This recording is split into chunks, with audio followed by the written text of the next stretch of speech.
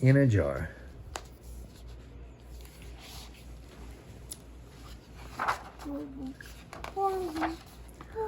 Llewellyn was a collector. He collected things in jars.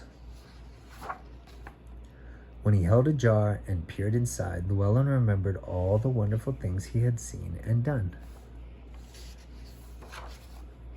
He collected small, ordinary things, like buttercups' feathers, heart-shaped stones.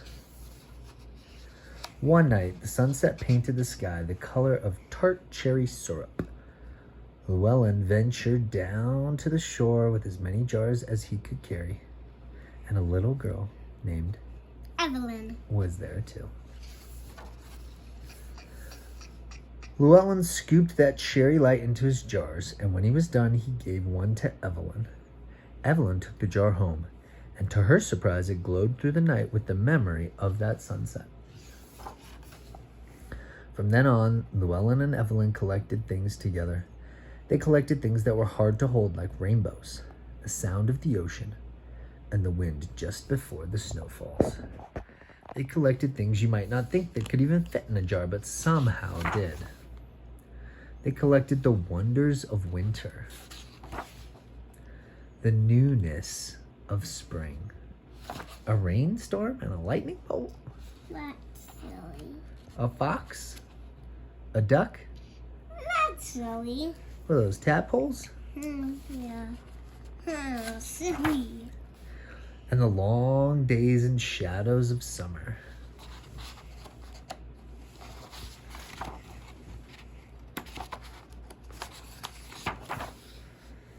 Over time, their jars filled the walls of Llewellyn's house. Llewellyn.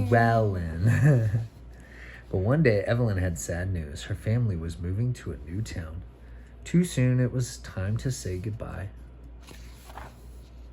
With Evelyn gone, Llewellyn's heart felt like an empty jar. One night, Llewellyn lay awake. Falling stars glittered against the dark sky. He wondered if Evelyn could see them too. And that gave him an idea. Llewellyn tiptoed out into the moonless night and collected the meteor shower in a jar. The next day, he prepared a package, sent it from Llewellyn to Evelyn.